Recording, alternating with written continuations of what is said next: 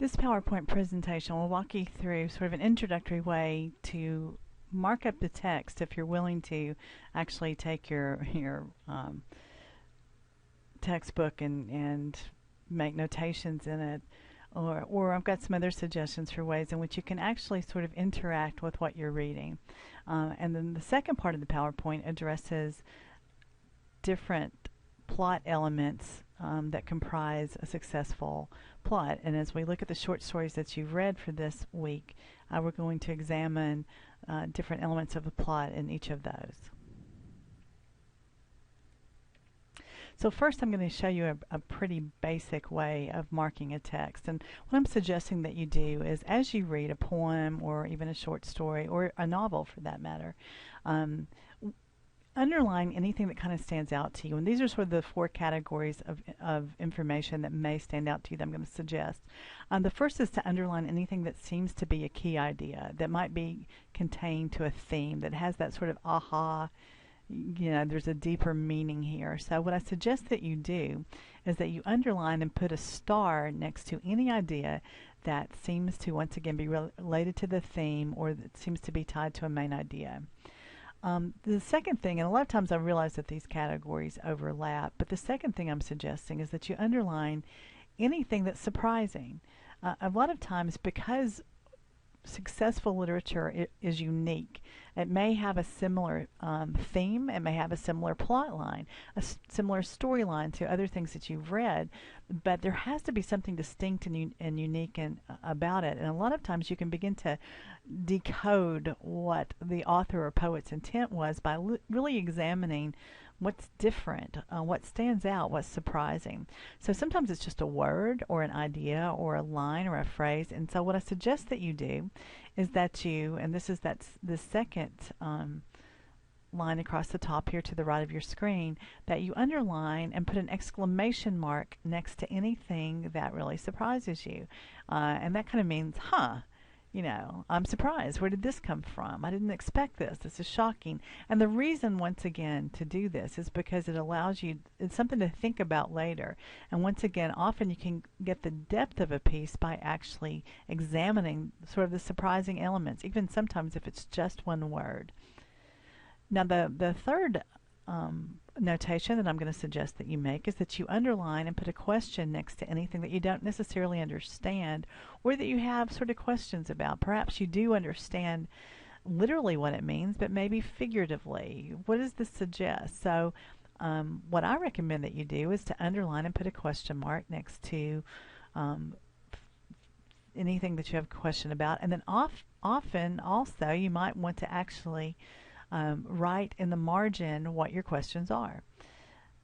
And then finally, I use this boxing technique to underline unfamiliar terms. If I come across words that we used to call them in high school, we'd call them your vocab terms, your vocabulary terms, but any words with which you're unfamiliar, or even phrases with which you're unfamiliar, you don't really know what it means, or maybe that even surprise you, that it's kind of like, why did the author or the poet use that particular word or phrase in this context?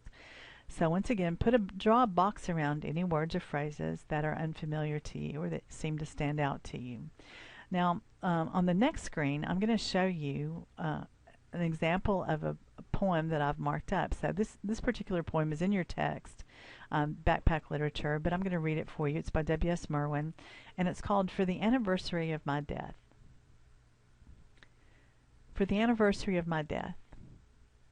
Every year, without knowing it, I have passed the day when the last fires will wave to me, and the silence will set out, tireless traveler, like the beam of a lightless star. Then I will no longer find myself in life as in a strange garment, surprised at the earth, and the love of one woman, and the shamelessness of men, as today riding after 3 days of rain, hearing the wren sing and the falling cease, and bowing, not knowing to what. If you take a look at, this is one of the many markups that I've done of this particular poem, but I did this for the purposes of this assignment just to give you an example. And so what I did was begin by responding to the title, The Anniversary of My Death, and I put an exclamation mark and wrote the word morbid. What a subject for contemplation. But in truth, this is really not a morbid poem, and so as I work my way through it, I discovered that the tone of the poem itself is not really one of remorse or sadness or anything like that. It actually has sort of an interesting, almost sacred quality to it, and I'll show you how I get to that. Now notice the thing, I've starred this line without knowing it, and I put a star right there because to me that's tied to the idea of the anniversary of my death. So somehow the poets told us right off, from the title, here's what the subject of this poem is going to be about. And the idea, which most of us have probably never contemplated, but every year at some point there's going to be some day that's on our gravestone, July 27th, whatever year that may be. But, we are passing that anniversary without knowing it. And so that's the reason I felt like this particular phrase really kind of stood out to me and is tied to the idea that's hinted at right here. And then I continue through here, and the silence will set out. I put a question mark there because I'm not quite sure that I understand this idea of silence, which is almost like personified, like it's has human characteristics, and it's taking a trip. I boxed lightless star, and I boxed then, and I boxed shamelessness of men, and I boxed bowing. Now, obviously, I know, as I'm sure you do, the definition of all of these particular words. It's not that there's anything about them that I would need to look up. But the reason that I placed them in boxes is because I'm questioning their usage there. I'm questioning the diction, which is another word for word choice. Why did the poet choose to say lightless star? And notice that not only did I box it, but I also wrote questions next to it. What is suggested here? This seems like a sterile image. Lightless star, something that's dead. But I wanted to kind of pursue that further and think about what does that have to do with, is there a connection here with fires? And by the way, I didn't put this on the screen, but drawing connections with things with these arrows is another way to try and sort of literally like connect the dots, like those old puzzles that kids used to do. And so I boxed the lightless star as sort of an interesting concept. And one of the things that we know about stars, of course, is that by the time we actually see the light here, we see the star. It has long since it has exploded and no longer exists, but its light is still present and can be seen. And so that's kind of a cool idea, especially when you're talking about somebody's death, that there's still something there that can be seen. The word then is kind of a turning point in this poem, and so what's really important is to figure out what is the then. And notice that I wrote a comment here. Seems like an important transitional word, then as opposed to when. And so looking back, when the last fires will wave to me, I'll find myself in life as in a strange garment. Now, I loved this particular idea. Being in life as in a strange garment. And then, so I put my exclamation mark there, like, this is a cool idea. And then I began to ask questions about it. When does life seem like a strange garment? When life is awkward, when it's uncomfortable? If you want to look at it from a religious perspective, many religious systems, including Christianity, believe the idea that the body houses the soul or the spirit, and kind of we wear our bodies, sort of wear our spirits like it's a garment. And so the idea that it's a strange one, that this feels awkward, it feels like I don't belong here. The next line was a curious one to me. Surprised at the earth. What does that mean? When is somebody surprised at the earth? And then to understand that, I kind of looked at the next three lines because they're all connected by this word and the love of one woman and the shamelessness of men. Things that are surprising. The fact that there's somebody who's faithful all of your life. The fact that you can't really trust people to be there's sort of this idea of the way that people will behave, and just when you think you can't, people could not get any worse, or they would not behave a certain way they do. I kind of like that idea, even though it's still pretty general, but it does suggest sort of times when life would be strange.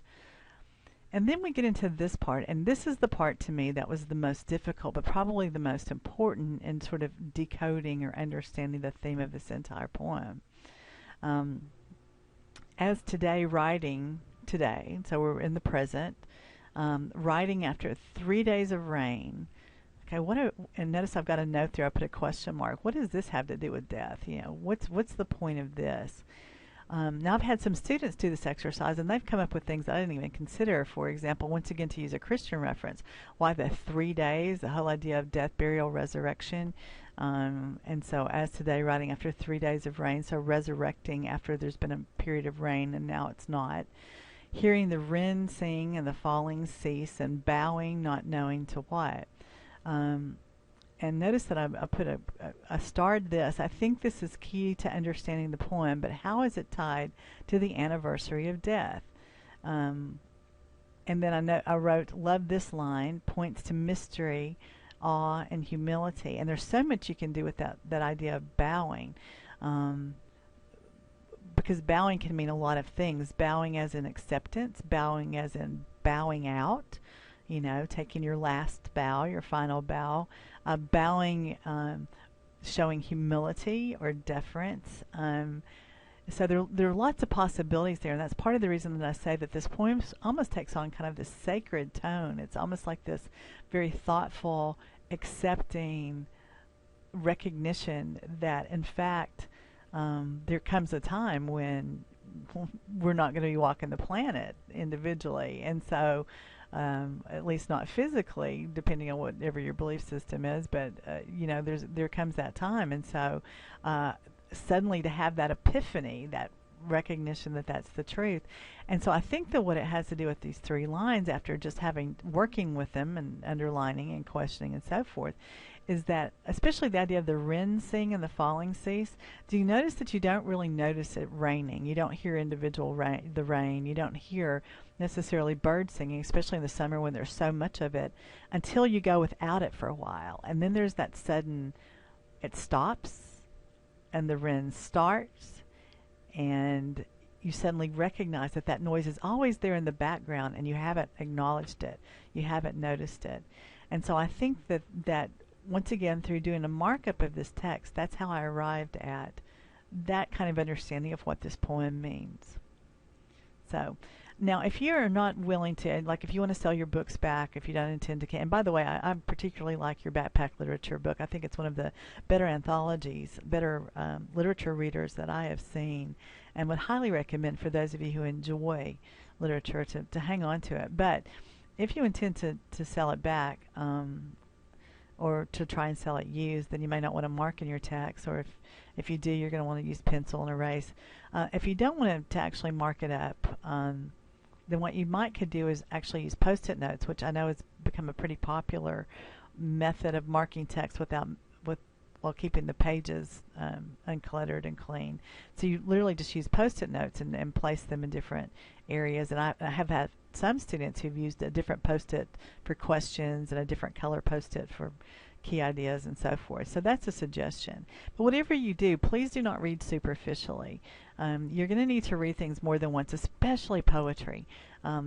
Minimum of 2 times before you ever even really get into it. As a matter of fact, even if you're going to mark text, I would read it twice before I ever made the first mark on the poem.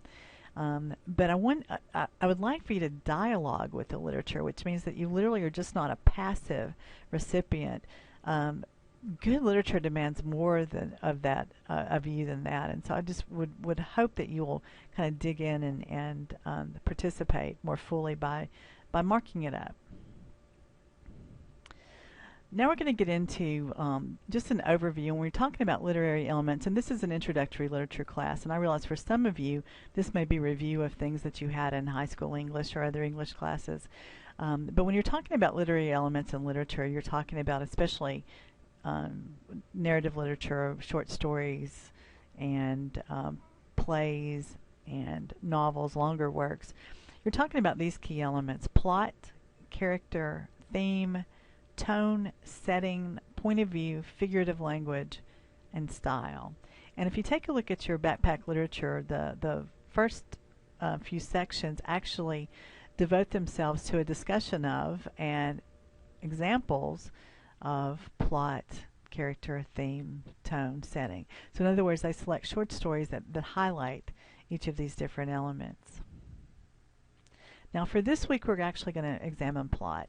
And plot, these are the definitions. Now I have included in this folder, in this Angel folder, a copy not only of this video, which contains the audio and walks you through the slide presentation, but I've also included a copy of just the PowerPoint so that instead of taking notes you can actually print it off, because you're going to want these particular definitions handy as you work through the pieces that we read in the next few weeks. So these are the definitions we're going to work with, or the definitions provided by your book. Plot is the artistic arrangement of events in a story. And then these are sort of subterms. A dramatic situation is a person involved in a conflict. Conflict, of course, is a character's internal and or external struggle. And for those of you, if you remember from high school English, there are all kinds of internal struggles, what's going on, of course, inside the character, whether it be struggling with fear or anxiety or anger or love or whatever. And then external struggles, external conflicts can be with other people. They can be with nature. It can be with technology. There are a variety of different possibilities when you're talking about conflicts outside of the character.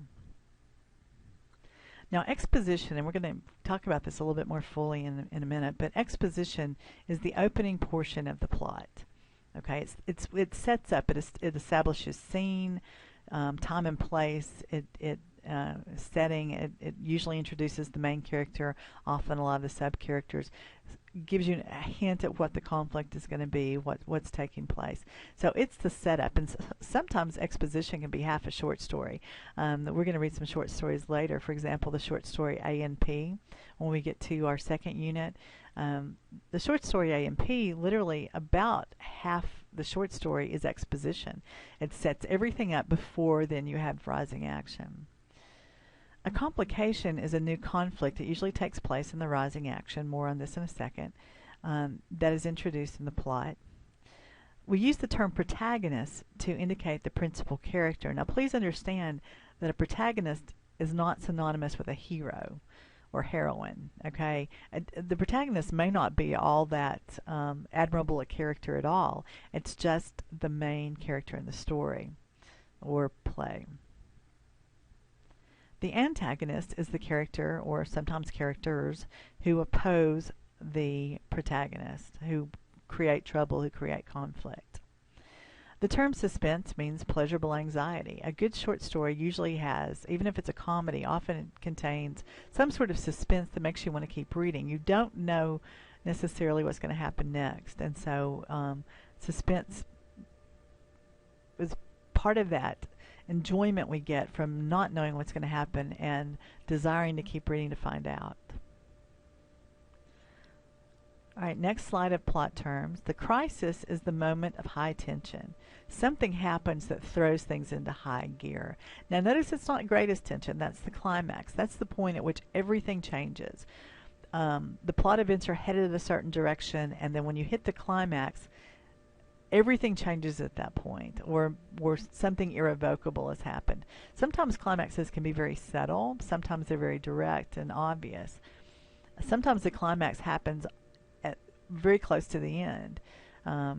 So being able to identify that point when there's a turn is important.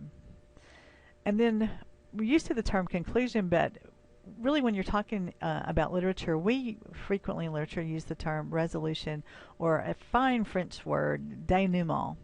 And actually I'm going to probably use denouement as much as I will anything else. But what it simply means is how everything is wrapped up at the end, how the story concludes or the play concludes.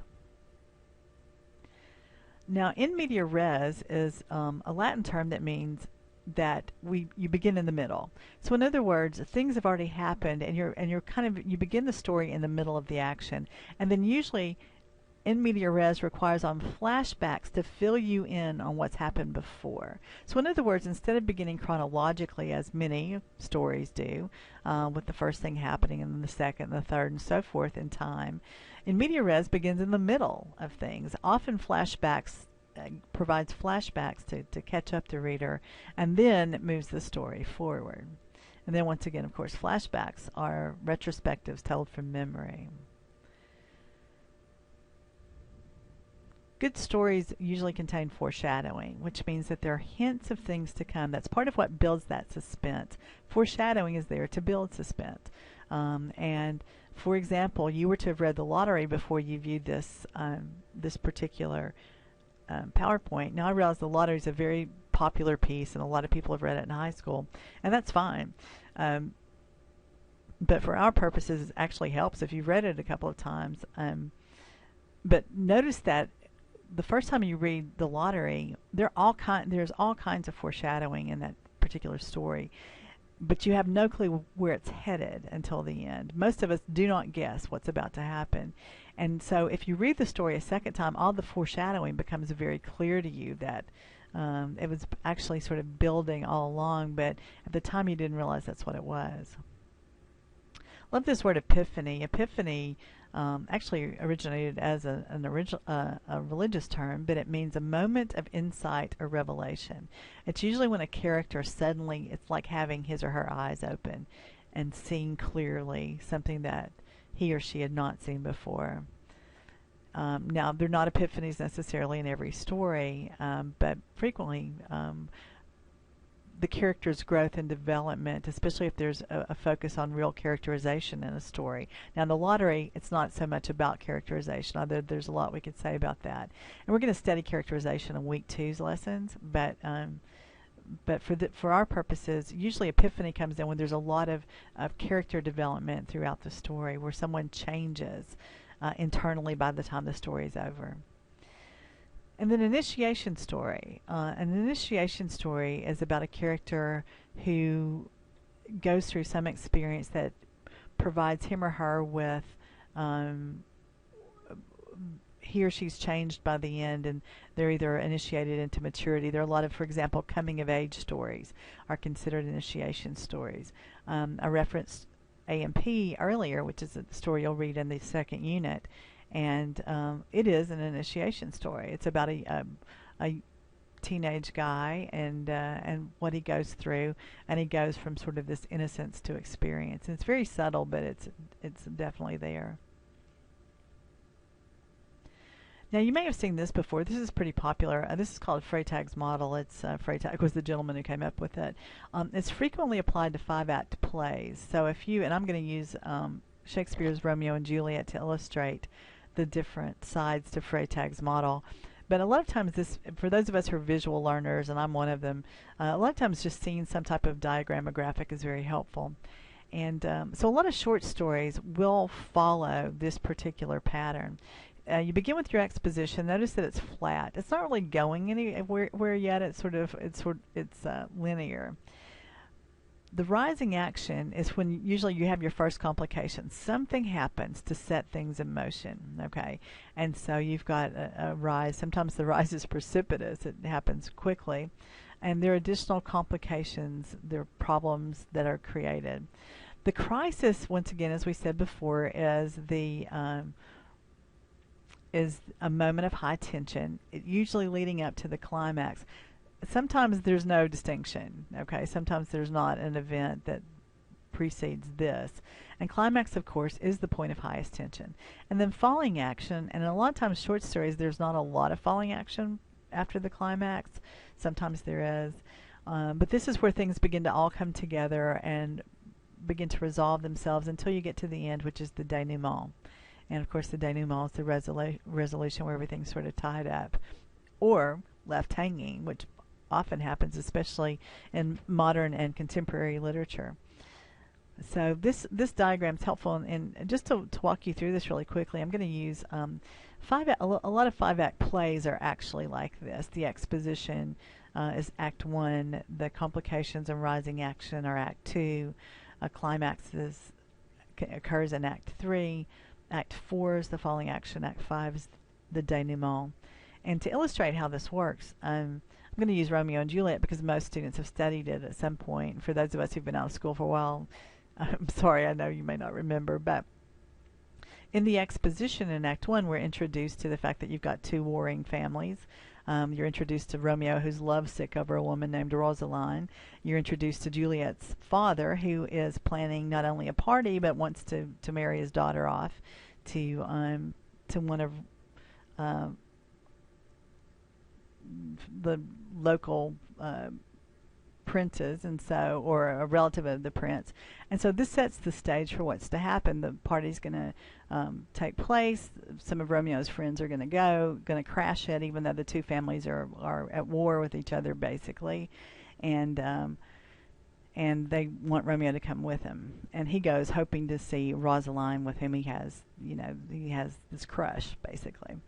Now, the complications in Rising Action are, of course, Romeo and Juliet meet. Well, things take off. That's Act 2. They meet. It's sort of that instant fall in love thing. He sees her later. They commit to each other. A series of things happen where Romeo is challenged by one of Juliet's relatives to a duel. Romeo's friends are angry with him for not responding the way in which they think he should, and so forth. And so things begin to escalate here. Romeo and Juliet actually marry in the Rising Action.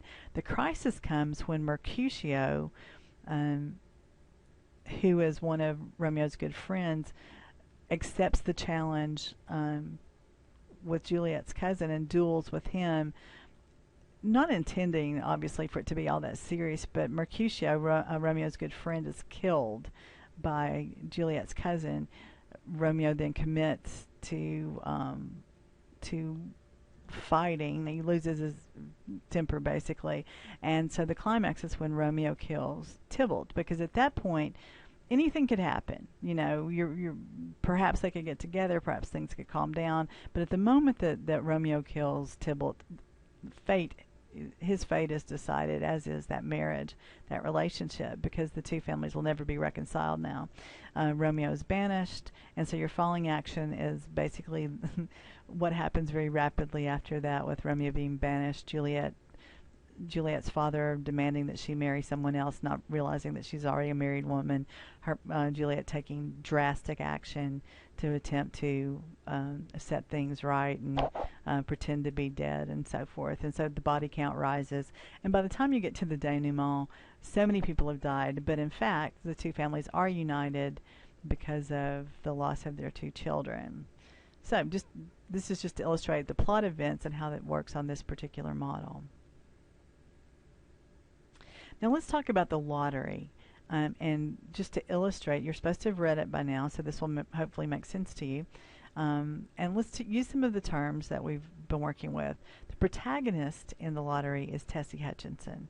She is, of course, even though she doesn't arrive on scene until several paragraphs into the short story, ultimately the focus becomes Tessie.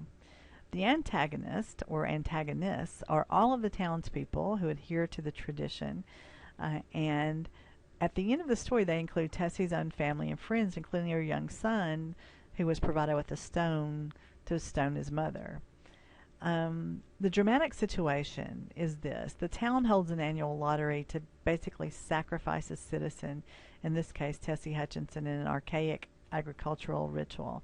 Now, a lot of students don't pick up on the fact that this is what's going on. There's some hints in there, okay? There's some little clues that essentially the townspeople they've been doing this for so long, they don't even remember exactly why anymore. And there's a suggestion that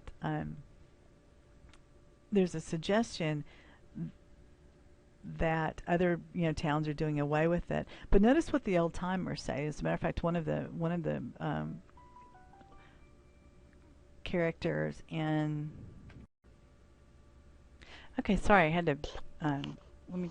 to take a break there. Let me pick back up where I was saying. One of the old timers actually talked about fear of the crops failing if they didn't actually participate in this lottery, and talked about how some of the other towns who or abandoning it or outgrowing it or changing. Um, and getting away from their traditions are essentially risking crop failure is basically what the old timer was suggesting. Notice that it also takes place around June 20. I think the date was June. Let me look so I don't tell you wrong, but they give you a specific. They don't give you a specific place, and that was intentional. Jackson didn't want readers focusing on a specific town, because the suggestion is this could happen anywhere. Not that human sacrifice actually continues to happen in first world progressive countries, but the idea that allowing unexamined traditions to continue without actually taking a look at their validity and what they accomplish does go on quite frequently, and following blindly without questioning, I think, is one of the things that she's suggesting is a problem. And according to the first line of the short story, the morning of June 27th, so you find out that it's starting sort of during, it's a little bit past planting season, but it's during the growth season, when you need the rains and so forth in the summer. So that's another idea pointing to the fact that this is probably some type of old agricultural ritual. And we do know that sacrifice was often tied to, if you go far enough back, sometimes, yes, human sacrifice in some cultures. You can actually study this online. Or in your library, but was associated with the planting season and with the idea of trying to appease whatever gods the people believed in, so that they would have good crops. And so that's actually sort of at the heart of this. What's supposed to be shocking, of course, is that it's being carried on in what would be considered, modern society.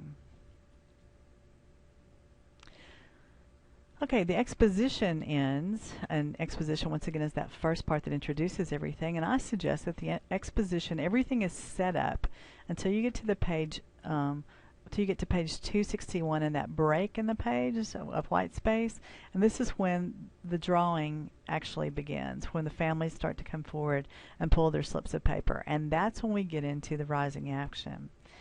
Now, the main internal conflict, of course, is Tessie's struggle for survival. You notice there's not a lot of internal conflict. Most of the conflict is external.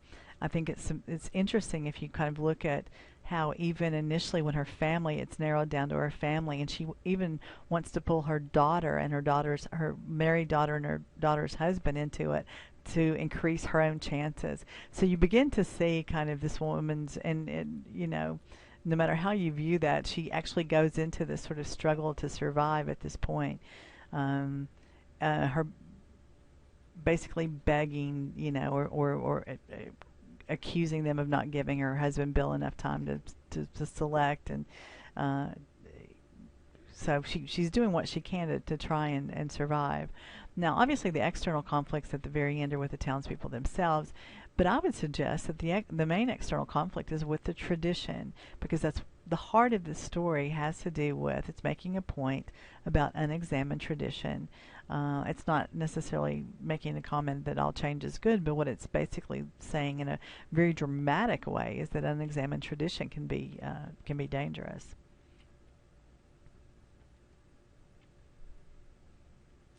The first complication is when Tessie's family draws the black spot. There are a lot of complications in the rising action, or there may be, and this is your first one. This is when we narrow down to Tessie's family. And then the crisis comes as Tessie's claiming that the lottery is unfair, she's trying to survive.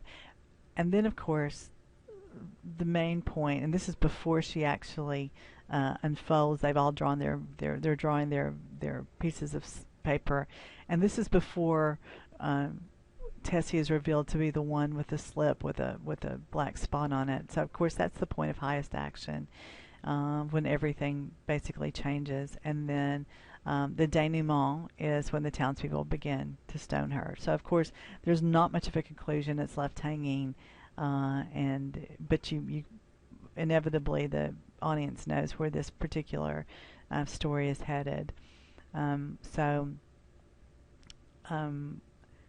that's sort of walking through the particular plot elements of this short story. Now that we've talked about this, want you to think about the lottery, which was the short story that you read for